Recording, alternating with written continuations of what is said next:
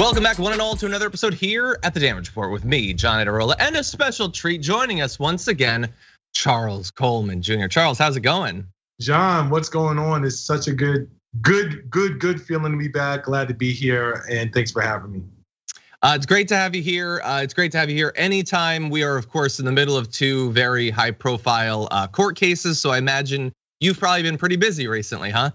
Yes, there's been a lot going on between Kyle Rittenhouse and the McMichael brothers, who are on trial with a third individual in Brunswick, Georgia, for the death of Ahmaud Arbery. I refuse to call this the Ahmaud Arbery trial because I'm a big person on narrative control, and Ahmaud Arbery didn't do anything. The only thing Ahmaud Arbery did was get killed for being unarmed and essentially looking to know what was going on in his neighborhood and checking out an empty house in Brunswick, Georgia. So I won't refer to it as the Ahmaud Arbery trial, but those two trials have kept me extremely busy with a lot going on and a lot developing, especially in the Rittenhouse trial, where there was a huge day yesterday after he took the stand. Yeah, 100%. And we're going to be talking a lot about the Rittenhouse trial.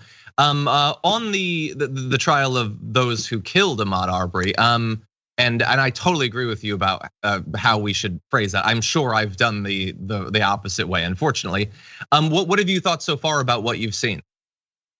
Well, I think the biggest thing about what is going on in Brunswick is race as the 13th juror, as I like to say. I think that race has been obvious to those of us who can't ignore it, and those of us who can have tried their best to act as though it's not an ever-present factor in what we're seeing. For example, it took forever, like literally over a week, for them to get a jury in this case. Why?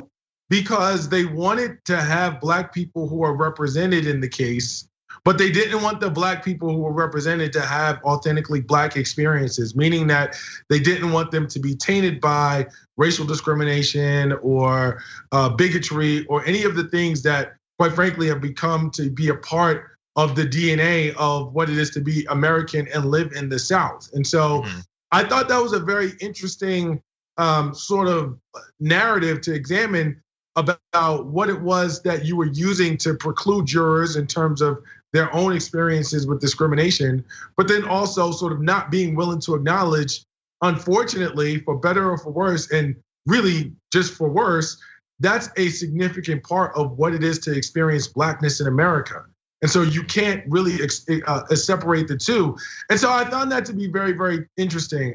We have 11 jurors. We have 11 white jurors and 1 Black in that case. I am not overly optimistic about those 12 people doing the right thing all together in that case. And I think here's where my experience as a former prosecutor sort of taints my vision. In a lot of ways, my concern is around the fact that, it takes a unanimous jury to secure a conviction in a criminal trial of this nature, a unanimous jury. That means all 12 have to agree beyond a reasonable doubt. Yeah. Given the challenges that we have already seen around the jury pool, I'm not necessarily convinced that Brunswick, Georgia has 12 people that at the same time will come to that space at that time around these facts. And so I am significantly concerned about the notion of a mistrial or a hung jury. I won't say a mistrial. I don't necessarily know that that will be an issue, but certainly a hung jury is something that I think we could see. It would be very, very, I'm using this word, usually pleasing for me from a judicial standpoint to see a verdict, to see a guilty verdict, and to allow that to take shape and form. But I don't know that we're guaranteed that by any stretch of the imagination. And so I am watching this trial very, very intently because the racial dynamics of the group that are hearing the facts and determining the facts in this case have me extremely concerned. Yeah, well, we will definitely be following that, and some of my more meta concerns about that case also apply to the Rittenhouse case. So we'll be talking about that in just a little bit. But thank you for being here. And for those of you watching, regardless of what platform you're on, we appreciate you being here as well. Please don't forget to hit the like button and share the stream if you haven't already. We are gonna be talking about a lot over the course of the next 90 minutes, including Kyle Rittenhouse, how the right is trying to frame this entire case, the book burnings that are coming, Ted Cruz's assertion that roads can't be racist. We will actually look at the facts in that case. We've got Satan in Target. Why not? He's everywhere else, and more besides. So don't go anywhere. Stay tuned. We got a lot to talk about. But with that, why don't we jump into a little bit on the other big case as we launch into this video? Deep breath, Kyle.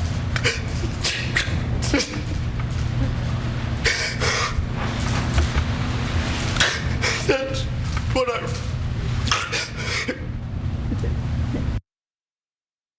So in that small excerpt of a much longer period of crying, you saw Kyle Rittenhouse, who is on trial for multiple killings right now. And so on this little panel that we have for our show, you have me. I'm not a legal expert. I'm a million miles away from it. I'm just a guy who watches what is happening, is very worried about the entire context and narrative of this case. Thankfully, we do have a legal expert who's on with us, Charles Coleman. So when you saw the crying and the fact that the judge sort of broke for a period and then eventually did a 10-minute recess, the judge even offered Rittenhouse a bottle of water.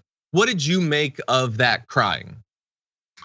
Well, of the crying itself, this was scripted preparation by his defense attorney. Listen, from a technical standpoint, I think that the testimony and the manner in which that Rittenhouse has testified from a technical standpoint purely has been extremely brilliant. Like, it's been a case study in terms of, if I'm a defense attorney and I want to get my client acquitted, this is what you got to do. At the end of the day, whether you believe the theatrics around Rittenhouse's performance yesterday, and I'm gonna refer to it as a performance, that really doesn't matter. What matters is, did the jury buy it, right? And I think that we had, he cried on cue, and then right on cue, his mom cried, and the jury was there to witness that. I think that the important thing that viewers need to remember, and I talked about this previously about the Brunswick trial, was the fact that all they need is one or two jurors who were affected by that to have sympathy for Kyle Rittenhouse in a way that makes them feel like there's no way that this was not self-defense. That's all they need. And then Kyle Rittenhouse walks free. They're aware of that. It's a lot easier for them, and the justice system is designed this way. You are innocent until proven guilty. And so if they don't prove to 12 people beyond a reasonable doubt, everyone who's sitting in that box, that those tears were false and that Rittenhouse essentially had this in his head when he went to Kenosha and crossed state lines illegally with an AR-15 at 17 years of age, they've still got a very high burden, because their burden in most cases is around proving that Rittenhouse is the actor. That's the hard part in most cases. In this case, the burden is around proving that Rittenhouse had a particular state of mind. This is not a whodunit. They know that Rittenhouse went to Kenosha. They know that Rittenhouse had the gun. They know that Rittenhouse pulled the trigger. He hasn't denied these things. So in terms of frame of mind, they've got an uphill battle, and yesterday's testimony made it more challenging, because despite what me, you, and other viewers may think, or what I may think rather, there were some people who were affected by that. And part of the reasons, and I talked about this previously, is the fact that Kyle Rittenhouse enjoys the privilege of being able to be viewed as a 17-year-old white male teenager. And I think that we have to confront that. We have to discuss it. We have to explore that. If Kyle Rittenhouse were Kyrie Richardson, and he went from Newark, New Jersey to Brooklyn, New York with an AR-15 to protect Brooklyn neighborhoods in the middle of a Black Lives Matter rally or protest, let me tell you what wouldn't happen, okay? He wouldn't have been able to walk by law enforcement with an AR-15 wrapped around his neck, wave to them, and them give him the thumbs up and good job. That's number one, okay?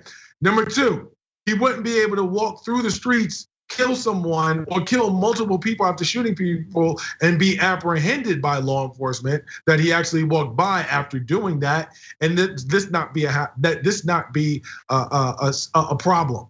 He wouldn't be able to be apprehended without being seen as a dangerous threat after he did that. That's number two. Number three, he would not be on trial enjoying the cloak of white nationalism support, gun lobby support, and everything else that he's been able to enjoy from the very far right that has wanted to herald this young man as some like young Bruce Wayne vigilante who was standing up for his community and standing up against thugs and rioters. So we've seen that narrative from the media. We've seen that narrative play out in terms of certain branches of the country in terms of how they feel and view Kyle Rittenhouse. And it's playing to his advantage right now. And they knew that. And to some degree, I suspect in no short order, that the judge in this case also sort of believes that narrative, because despite the fact that I have agreed with him on some of his rulings, overall, he has shown an incredibly deep bias toward the defense side. And I would have to think that it has to do with something of how Kyle Rittenhouse is being portrayed as a 17-year-old young man who wanted to do the right thing. That narrative, people have actually bought into. So people will have bought into the tears because it confirms what it is that they want to believe about who he is. Yeah, totally. And look, so since we have you here, there's a few things I hope that we can get through that I want to better understand. I will start with the tears though. So supposedly, if it has an effect on someone, presumably the effect is it lets us know what he thinks about this entire thing. I would say bringing the AR-15 also tells us a little bit about what he thinks about the world. He's being presented as someone who just wanted to help, and they're ignoring the gun, which is weird because when I go to like volunteer at the Humane Society, they don't want me to bring my AR-15. They don't get why that's just a part of being a good kid and all that. It's so weird how that works out. But okay, so there's a couple legal things that I want to understand that, like, the people who are saying this is just self-defense, take it as a given that the law is the way it is for good reasons and not to allow certain types of behavior and not others. So there's a few things that I don't understand. So one is he was being pursued by people after shooting and killing a person. So he's being pursued because they're pursuing him. He gets to say he's scared for his life. And so presumably he might be able to kill them, and that's fine. So what I want to understand is, if a kid's in a high school and a school shooter comes in and the school shooter has a gun and he walks up to a group of kids and the kids throw books at him, does he get to shoot them? If he shoots the first kid and then other kids try to tackle him and begin beating him, is he allowed to then murder all of the rest of them? Like, I don't understand the stripping away of the context of what he had already done before the later shootings happened. Sure, it's interesting that you bring that really fast. Let me finish. Is there no requirement for you to have an understanding of the situation you are creating by going there and bringing certain types of weapons? Does that have nothing to do with whether what you eventually end up doing is self-defense or not? No, what you are talking about is a very important point that is actually at the center of both of these trials in a lot of ways. Can you or should you be able to claim self-defense when you are the provocateur, when you have provoked, when you are the initial aggressor? And that is generally speaking going to be something that varies from jurisdiction to jurisdiction. But there are many jurisdictions that even as the initial aggressor will allow you to claim self-defense if there is a reasonable belief that you are in threat or danger of imminent loss of your life or serious bodily harm. It seems backwards, but it's the same conversation in Brunswick. You went and chased this young man down. You were armed, he was not. There were three of you. there was one of him. So you are outnumbered and outgunned. Factually, I think that question is even more apparent in that case than it is in the Rittenhouse case. In the Rittenhouse case, you have this, attack with the skateboard, and the problem is that part of the prosecution's case has been about hurting its own case, as far as I'm concerned. They've put up witnesses in Kenosha who have undermined and undercut the overall strength of their case through their testimony. Now, for what it's worth, I appreciate them being honest on the stand. They've acknowledged, yes, I had a gun. Yes, I essentially waved my gun at Kyle Rittenhouse, or was under the course of the law, basically menacing Kyle Rittenhouse with my gun. Those things all give credence to Kyle Rittenhouse's story, at least for one of the shootings. And so this notion of self-defense, it becomes something that is more viable, unfortunately, by the own testimony, by the admissions from some of the prosecution's own witnesses. So that doesn't help his case anymore. But what you're talking about is a very strong legal question that comes up all the time. Am I, as the aggressor in a situation, allowed to then argue that I acted in self-defense? And it's usually going to be based on the facts. But again, I want to point out the demographics here, the identity politics here. Kyle Rittenhouse is a 17-year-old, or being viewed as a 17-year-old white teenage, sort of superhero in training by a lot of people. And that is cloaking his actions in the minds of a number of people. And I think that the defense, they're expecting that to be the case. And the more I think about his testimony yesterday, when he said, I wanted an AR-15 because I thought they looked cool. Initially, I thought that was a snafu. I sort of kind of cringed when he said it. But the more I've thought about that, strategically, it only reinforces the narrative of, hey, this is a kid. I even remember hearing testimony from one of the victims who was shot, who described his fake tears as someone, he said it was like a child who had gotten caught, who had done something wrong that they weren't supposed to do. And they weren't upset because they did it, what they did was wrong. They were upset because they got caught. This infantilizing of Kyle Rittenhouse, and this sort of like intentional keeping him in this teenage box, whether it's consciously by his counsel or subconsciously by the way that this narrative has been spun in media and everywhere else, is making it even more challenging to convict him of what he's done wrong. So there are a lot of factors running against him. But to answer your question, John, that whole like I started this but now I want to claim self-defense thing is a real problem when you talk about the self-defense doctrine and how it can be used. I definitely agree. Okay, we only have a couple of minutes, but I have one other question for you. So one thing that seems to tie together a lot of these cases, potentially Kyle Rittenhouse when he says they were lunging for my gun at one point. The case of those who killed Ahmaud Arbery when they bring a shotgun and then say that he's grabbing at the shotgun.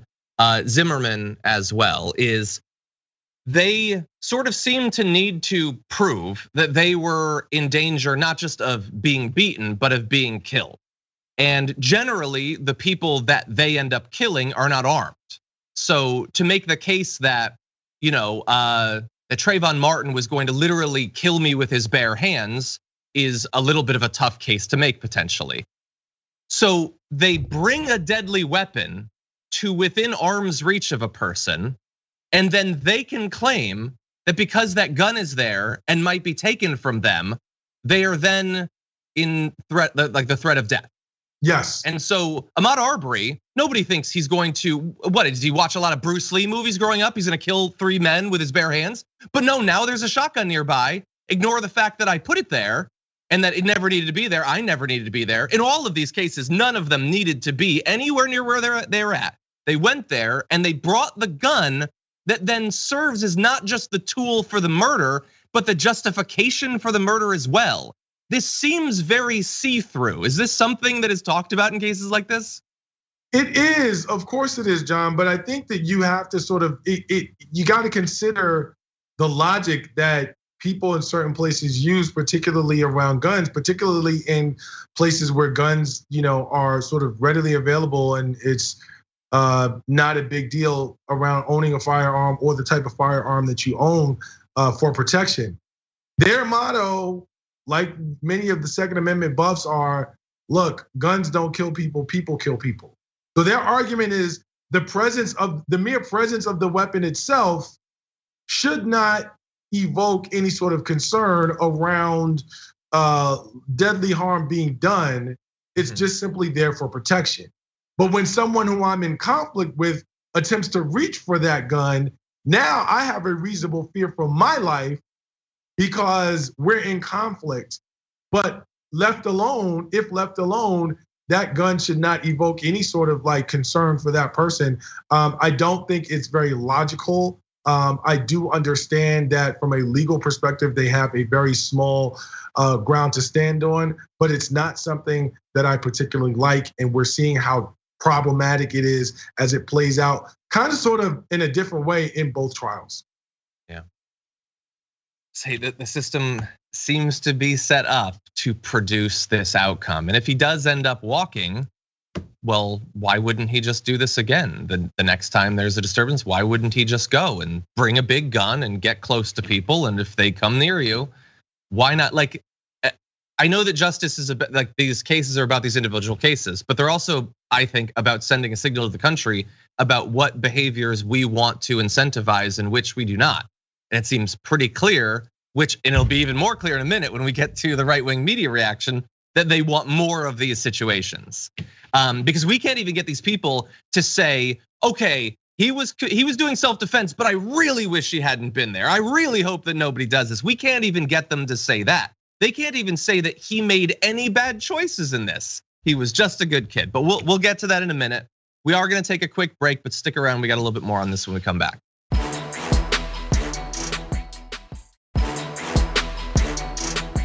Okay, sorry, I just saw your note. No, we're gonna be moving on to the B block.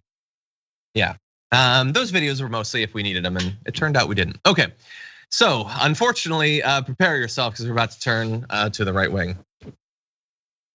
So in the Kyle Rittenhouse case, you have the actual case and what's happening there, and then you have how this will be interpreted by the country. What are we as a society going to take away from this? What are we gonna learn, if anything? Well, the right is pretty clear on what they want you to think about vigilantes like Kyle Rittenhouse. Here is Jeanine Pirro. She seems maybe a little bit biased. You've got a young guy who was a new CPR. He was a police explorer. He was some kind of fireman cadet. He was a good kid. He went there to clean up the graffiti on the buildings. The bottom line here is that this kid has established that when he shot Rosenbaum, the first victim, he was in fear for his own life. When he shot the second guy, Huber, he was in fear legitimately and reasonably of his own life. And when he shot Grosskreis, the third guy who didn't die, for which he's being charged with attempted murder, he had legitimate grounds for which to use deadly physical force. Exactly. I mean, he's just a good kid. He's like a lifeguard. Like, for instance, if he sees that someone is drowning, he'll do a few warning shots in the air. And if he sees any graffiti, what's the easiest way to get graffiti out? Well, if you shoot the wall to bits, the graffiti won't be there anymore. So you just tear up the wall and get all the graffiti off there. And he's a good kid. He also killed several people and doesn't really seem to have learned anything from that. But Charles, so right off the bat, there's like very little acknowledgement, if any, that he broke multiple laws. Whether he in the end gets to say this was self-defense, he broke multiple laws. They don't care about that. It's perfectly fine. His motivations can't be impeached. He was just there to help. And by the way, he proved that he was in fear of his life. This vague thing that can't be proven, a prior psychology of a person. I would love to ask, so when he raised his gun to shoot Rosenbaum, if Rosenbaum had been holding a gun and had shot Kyle Rittenhouse, presumably Rosenbaum was doing self-defense. And if any of the others had successfully shot him, presumably they were doing self-defense. Or if an onlooker saw him gunning down people that successfully shot him, they can prove that they were doing it for self-defense because a guy with an AR-15 was literally going around killing multiple people. But we talked about self-defense. Now it's the right cannot even acknowledge legitimate concerns about whether he should have been there, why he brought an illegal gun in the first place. It's just, he's a good kid. And I assume They will always address kids regardless of race. They're just good kids, you know? Why are you being so hard on them? Yeah, so in a way that most people might not understand, Jeanine Pirro's comments and approach is extremely problematic and deeply, deeply triggering. And I know that we are sort of having this conversation about Kyle Rittenhouse, but I talked about the politics of identity earlier, but this strikes at the heart of it. What we know statistically, because it's been proven, is that Black and Latino males in America are oftentimes viewed and assessed in their teenage years between 1.5 and as many as 3 years older than they are. That leads to a very different type of interaction with law enforcement. It leads to a very different type of treatment in schools, and it leads to a very different type of assessment in the courtroom when they are sentenced for crimes. And so what Jeanine Pirro did was essentially show you how that works in action. Let me sort of remind viewers of something about that network, about that ideology, and about those political leanings. Trayvon Martin was 17 years old when he was killed by George Zimmerman. He was a 17-year-old teenage male. When he was 17 and he was killed, and George Zimmerman was on trial, and George Zimmerman was the one who was facing charges, the conversation was about, should Trayvon Martin have had on a hoodie? Had Trayvon Martin smoked marijuana? Was Trayvon Martin wrong for having used racial epithets to describe white people? These were the conversations in different attempts. They talked about Trayvon Martin's grades in order to criminalize Trayvon Martin. Now, no one is talking about the fact that Jeanine Pirro seems to conveniently leave out the fact that Kyle Rittenhouse was walking around in a bar at 17 years of age, which is legal if you're with an adult. He was 18 at the time, which is legal if you're with an adult in his part of the country, with a shirt that said "free as you know what." She's not talking about that. She's not talking about the fact that there was testimony and evidence that did not come in about Kyle Rittenhouse's history in terms of beating up young women and violence there. Yet there is this almost angelic picture of him painted as this damn near Boy Scout. He was training as an EMT in a fire. Not he lied on the stand. Not he was in illegal possession of a firearm. And Pirro is someone who can be called to task for this because she is a judge and knows better. That's crazy that she's a judge. And so the idea that this has taken place and that this is the narrative, it's not a new one. It's not something that we haven't seen before. However, it is insulting and deeply, deeply triggering. Yeah. Look, there's a little bit of objection to this on some mild points that Geraldo is going to bring up, and then they go back and forth. Let's show you a little bit more from that video. A dopey kid with the hero complex. He shouldn't have been there, shouldn't have had the AR-15 on the street and all the rest of it. But I think he walks. I tell you the truth, I don't see how they touch him on the murder cases, the most serious charges. The other one, what is it? Recklessly endangering. I think there's a reasonable possibility that aside from the possession of the weapon as a minor, I think that Rittenhouse is going to go. Go ahead, Judge. Well, first of all, I don't think he's a dopey kid. Just because he isn't Mr. Cool from New York City doesn't make him a dopey kid. Okay, this kid practiced CPR, trained. He was a police explorer. He was a fire cadet. 17-year-old guy that takes his AR-15 to a neighboring state. You know what? You don't know what it's like in that part of the country, and maybe you do. I do. I live there. You do. You live there. Okay, it's a part of life for them. And you know what the charge is for possession of that weapon? 9 months, because he's under 18. I think that's the only one they've got. Let's not conflate the issues here. That's a good kid. That is a kind of kid who can grow up and have a moral core.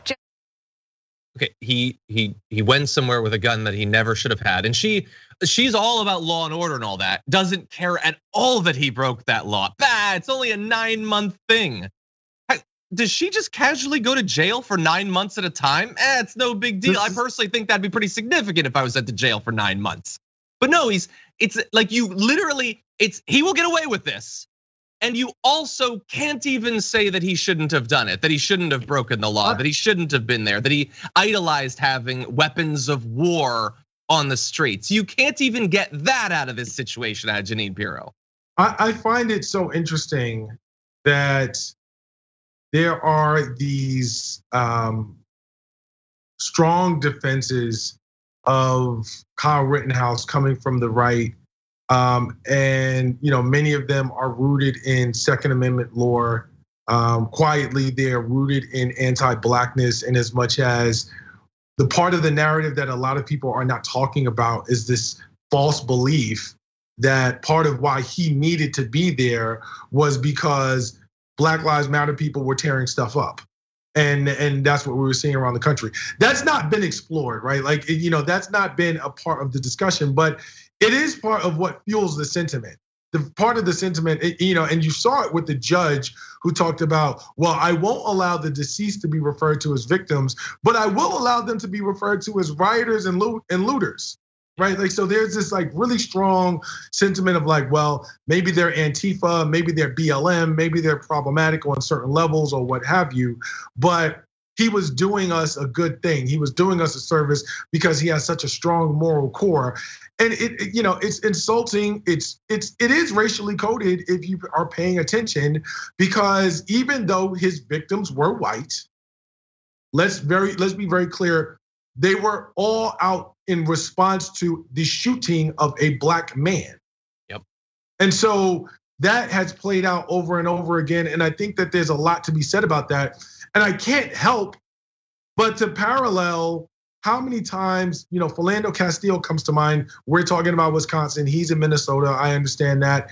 But how many times have we witnessed, and I can think of others, John Crawford III, and others, where we have cases of Black people who were armed. Actually, John Crawford had an air gun, he didn't have an actual gun, who were armed lawfully, did not use their weapons, and ultimately paid the ultimate sacrifice of their life with law enforcement. And I realize this isn't a police case in that sense, but what I'm saying is how we are conditioned to view one person who has a gun versus another person who has a gun. And with Jeanine Pirro saying, well, you don't know what it's like, it's a way of life out there. Why is it a way of life only for white people when they are able to carry guns? Yeah, I hadn't remembered her name, but I remembered the case. So it's Marissa Alexander had fired a warning shot, and it wasn't ruled as admissible as standing your ground. Like she could have shot the guy. She chose not to. She literally gave you a warning. You don't get to. She literally gave you a warning. Yeah. That, hey, I don't want to do this, but please don't provoke me. And that's what happened. Yeah, it's if a Black woman warns us of it, it is 1,000 times worse than a white male doing it somehow. That's America. And in Florida, by the way, which you can do stand your ground for pretty much anything, assuming you're not a Black woman.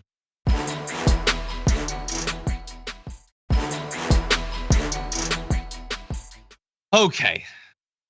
You know what? I like our audience too much to make them watch these videos of Tucker Carlson and JD Vance today. So we're gonna move on to other. Oh, by the way, the rest of the news is terrible too, but at least it's about something else. So we're gonna move on to this.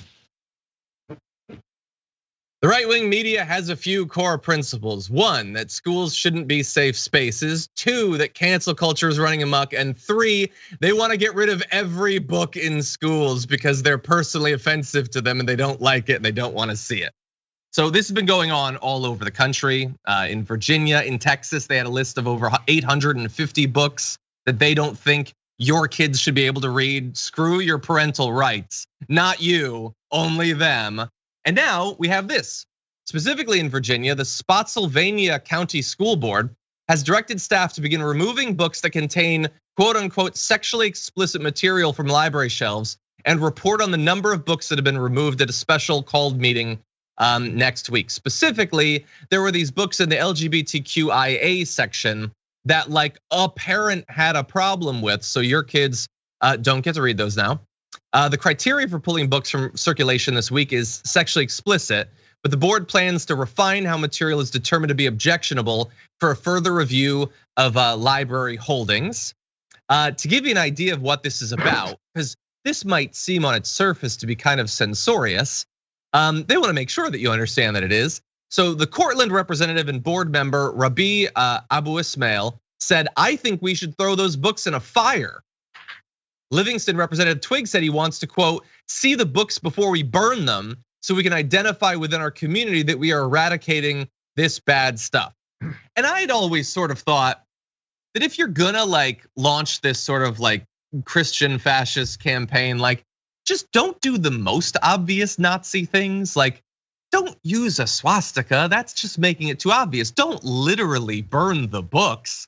These are very minor bars, so easy to get past. You could do all sorts of censorship and whatever without doing that. They couldn't pass the don't burn the books test. And so if you're in this area, some books that might help to broaden the horizons of your kids, help them to understand different communities, maybe help them to understand themselves a little bit better. Nope, your kids don't get to read those in school if some other person had a problem with it. What do you think, Charles?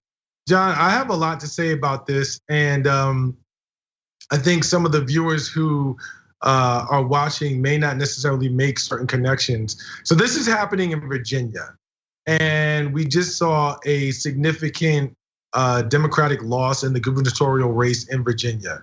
There is a connection here, and I want to be very clear. First and foremost, from a strategic space, I actually am kind of impressed that they figured out a way so easily to really push back against what they believe is a LGBTQ plus queer agenda that's attacking their kids in schools by labeling it porn. Just call it porn, call it pornography. We'll push it back, right? I was like, oh wow, that's immediately gonna get people on their side if they aren't already. That's pretty impressive. But I'm sure this was months in the making. But there's a larger story here, and I want to make it plain for viewers. One of the reasons why the gubernatorial race was lost in Virginia by Democrats was because of Loudoun County and what happened in Loudoun County from voters. Why did Loudoun County go from a county that went for Biden just a year ago by over 10 points to a county that was much, much, much closer for Republicans? Well, it was related to, in no small part, an incident that occurred at a Loudoun County school where there was a sexual assault by a young woman, by a female student, by a male. And the male claimed to be transgender, and that's why they were in the same bathroom, and that's why it happened. And then the school caught fire because, and this was reported in the New York Times, this is not a secret, it was in the Washington Post as well. The school caught fire because they essentially hid what happened from parents and did not tell people what happened. There was a school board meeting where parents actually went to jail because they were that angry and incensed about the fact that they didn't know that this had happened, and they didn't like the fact that they had these transgender bathrooms at this school. Well, the Youngling campaign seized on that, and that's when this conversation about we're going to make it okay for you to tell us what you want taught in schools, regardless of whether you have any background in education or not. And ultimately, we're seeing that play out in real time with this. This can all be traced back to the incident that I just described, which had a significant impact on the outcome of that race and is now taking hold in terms of what people are trying to keep in and out of classrooms in Virginia. And so this actually has to be a message to progressives and to Democrats to figure out, where do we draw the line, or where's the line drawn in terms of how we negotiate this whole notion around school curriculum and choice, and unfortunately this boogeyman of CRT, because it is being weaponized against us in ways that are deeply problematic and long-standing for years to come. I agree. I mean, look, if I was on the right and if I had no interest whatsoever in putting together some sort of positive agenda that would address the economic issues of our country, I would definitely be I would be searching the country for something to pluck up and then use as an excuse for doing literally anything I want. You made the connection. The connection, they would make that same connection between that sexual assault and this. Is there any logical connection between those two things, like having that book there is going to cause sexual assaults? Of course not. Do I like that the right has finally found a sexual assault that they do care about? They finally found a woman who they believe, yes, on some level. But I also know that this has very little to do with any of those things. Monmouth University just did a poll and they found that 46% of Republicans disapprove of teachers educating students on the history of racism. That is actually what they were asked. Not CRT or whatever, just should we teach about the history of racism in this country? Almost half said no, we should not. You should not know anything about race massacres or when the decades and decades long history of lynching, or when black politicians would win local office and a white mob would come in and kill literally every single person there. You should not know about that. They are explicitly pro-ignorance, hiding the truth from their kids. And they will hide all of this behind supposed parental rights that they should get to choose. Well, if you want your kids to learn about the history of racism, if you want them to read Beloved or The Handmaid's Tale or 33 Snowfish or whatever, no, you don't have those parental rights. The censors do. And I would sort of understand that. I mean, after all, this has been a party that for a very long time has cozied up to right-wing Christians and those sorts of things. But they also will then switch to, we're against cancel culture and safe spaces. We don't believe in censoring things. Why is the left always censoring? Why are you canceling things you don't agree with? Oh, are these things not politically correct?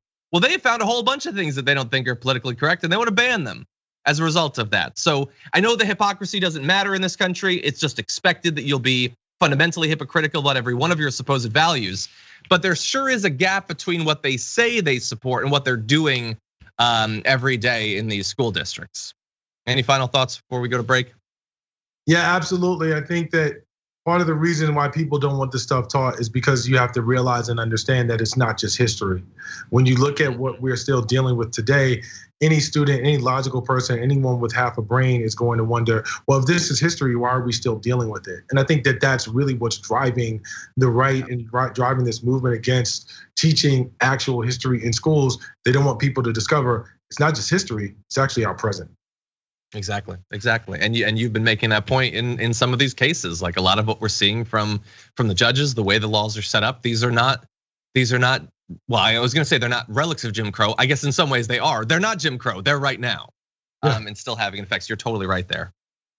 Okay, we are going to, you know what? Actually, we're going to demonstrate that principle. We're going to take a break, but then we're going to come back. We're talking about infrastructure, some of the historic discrimination in infrastructure that's still going on to this day. We'll be back.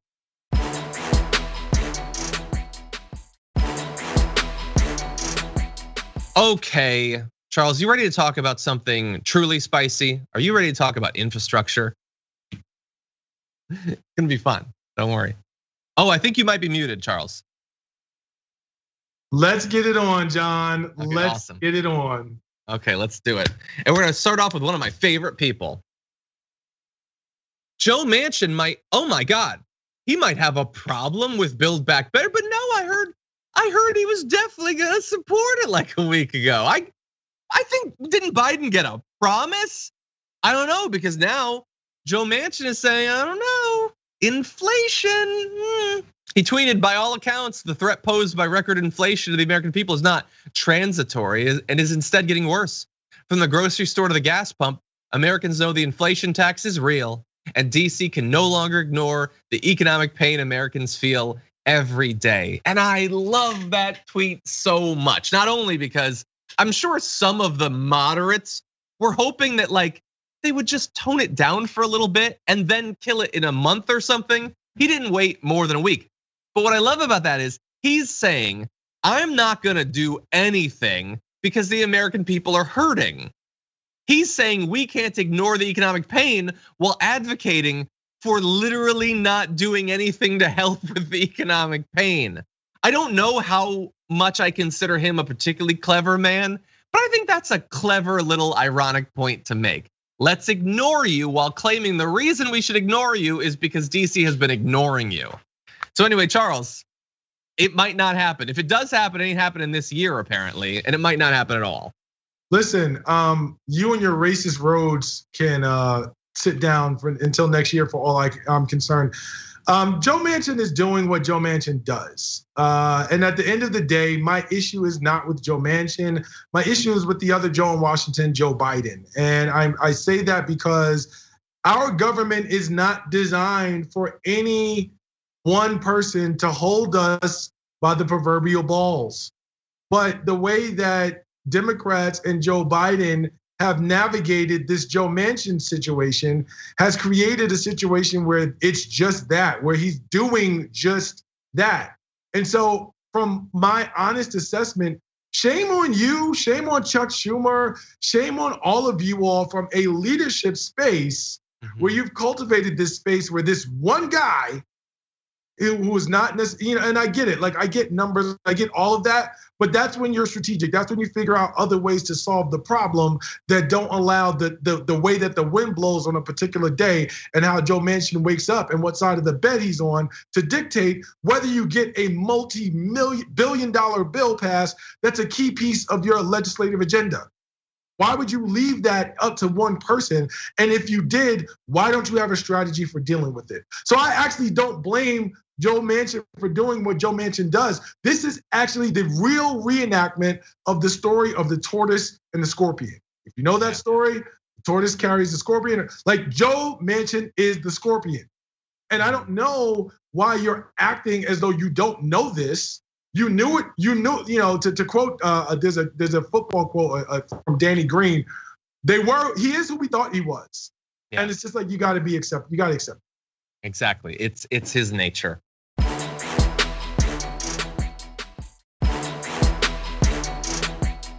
Well, the reference you made before, though, to the racist roads is a ridiculous thing that Ted Cruz said. So Pete Buttigieg had pointed out that infrastructure is not racially neutral.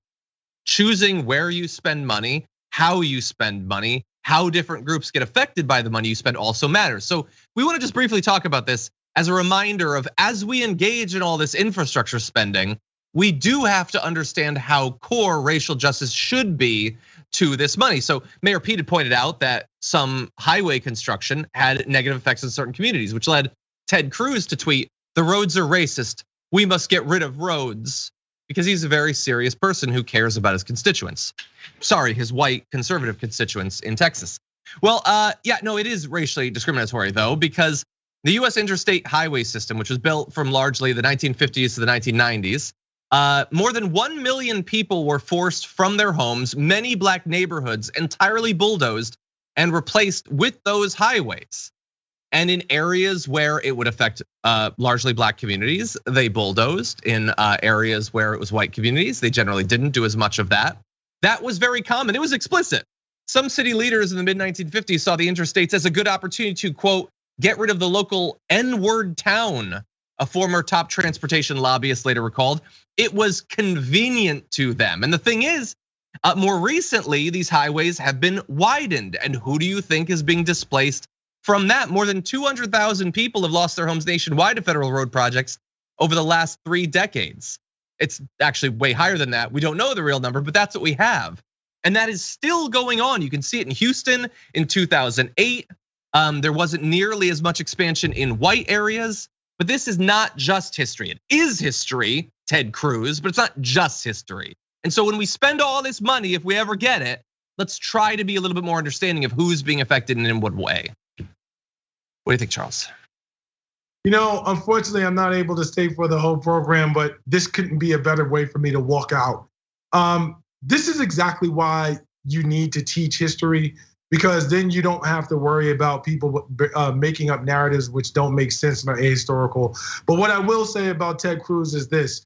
I find it interesting that he has as much vitriol for racist roads, for Big Bird, for everyone else than he does the one guy who called his wife ugly, who he has yet to stand up to. So, well, for all this Texas tough talk, I'm not buying it until Ted Cruz has something to say about the guy who calls his wife ugly. And that's what I've got to say about that. It's always a pleasure. Sorry I have to jump, but love being here and look forward to coming back. It's great, always great to have you here. A great point. It's almost as if he's saying all this stuff about Big Bird so that he doesn't have to actually account for who he is, what he's done, and what he has not done. Very good point. Charles Coleman, always great to have you on. Thank you for joining us. Thanks, John. And have a good day. For those of you at home, we do have more news coming to you. So if you're on Twitch, YouTube, or the members app, more news is coming. We're gonna take a short break, but don't go anywhere. Lots of great stuff coming up after this.